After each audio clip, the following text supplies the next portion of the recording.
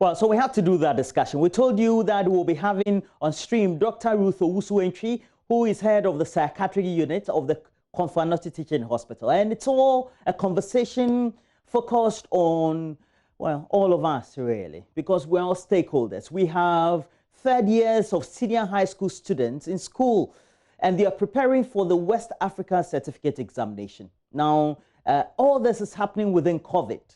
In order for us to have a better perspective, we will need to ask the relevant questions, and we have to prepare our minds, because we do know the Ghana Education Service, for which we'll bring you an insert very soon, is saying that this is the policy direction they want to undergo, or this is the direction that we're going. We're not closing down schools, all right?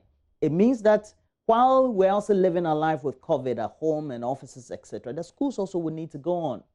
Now, if this is the position, how do we make sure that we psych up the minds of students, the parents, the communities in which we have these schools, the administrators of these schools, the teachers that they work with, and the other staff on the campuses that they relate to, and even friends? You know, these days, the students are even in school, but they're also interacting on social media because they have phones or they have gadgets, etc. Either they're using in the learning or their social interaction.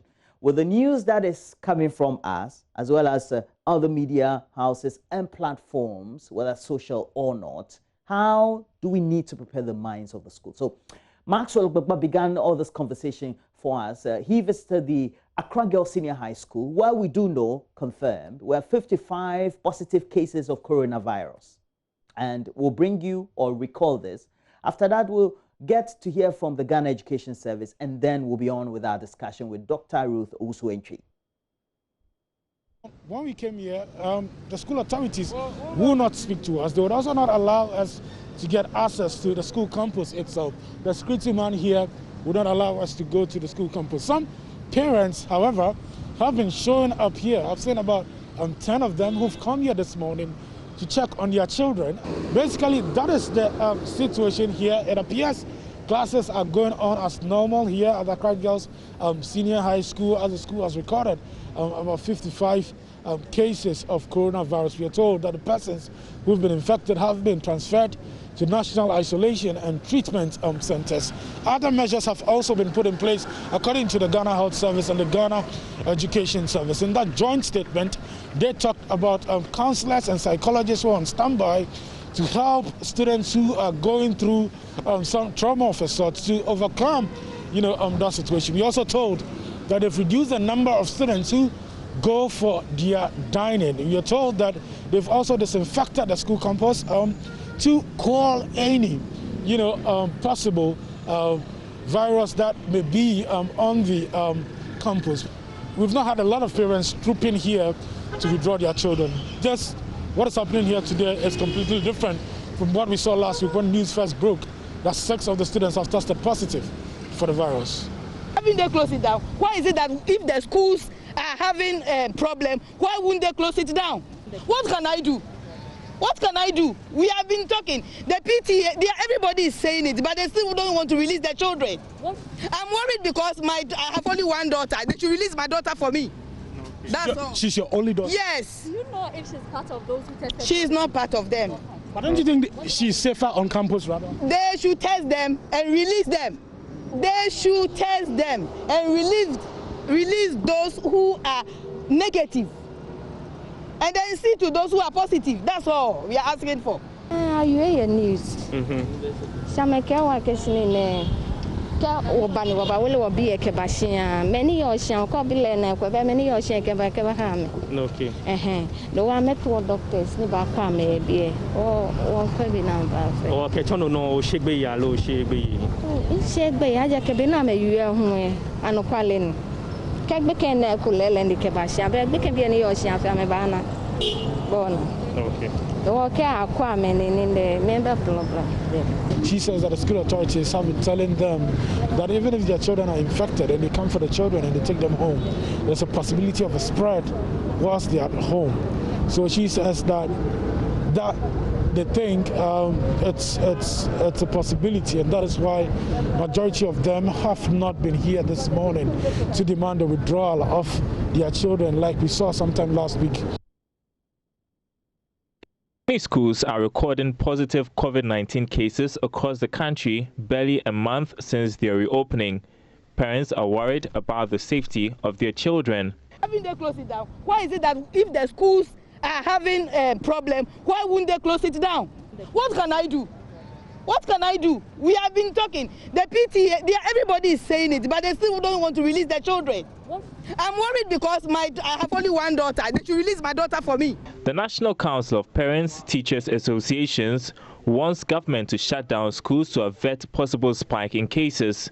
But the Director General of the Ghana Education Service, Professor Kwesi Opoku-Amankwah, downplayed their calls, adding measures have been instituted to contain the spread of the virus. Today, the government decided to give some assurances, basically saying there's no cause for alarm. Here's the GES boss, Professor Opoku-Amankwah. Another key area as part of ensuring that everything goes well is training and giving information to the teachers and the health and the staff who will be handling, as well as the children. Subsequently, we've done what we call master training, we've done our regional training, we've done our district training. Starting today, the training for teachers and heads of schools and selected teachers are going to run for the next week or two to ensure that we all have the basic understanding and the basic things that we need to do.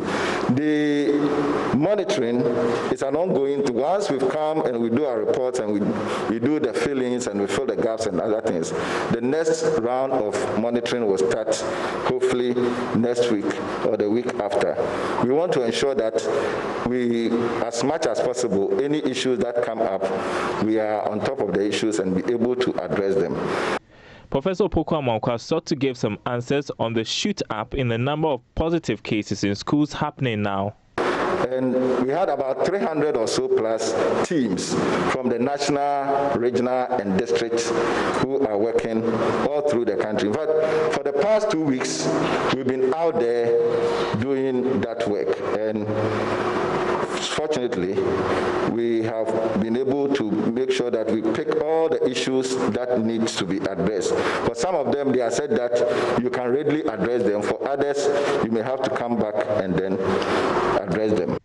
Head of Disease Surveillance at the Ghana Health Service, Dr. Franklin Seidu-Bekwe, is admonishing the public against the use of face shields in place of face masks. The gentleman on our left, early stages of this outbreak, you could see that they were virtually very nothing. And there was a lot of complaints that why are we preaching face masks and they are not wearing it? It's because we do face lip reading. So in that case, you cannot cover the lips and say that you can communicate to somebody who has a hearing impairment. So that is the only indication whereby you can say that I am now going to use face shield. But for the purpose of addressing the challenge of the infection, the first point of call is the face mask. And I think that we want to employ all Ghanaians that let's use the face mask because that's the surest way that you can actually prevent yourself from getting infection. If you want to wear the face mask, the face shield, then it must be on top of a mask. But it should not be an alternative to the use of a face mask. Today's press briefing comes in the midst of anxiety and widespread fear among parents about the safety of their children a week ahead of scheduled final exam.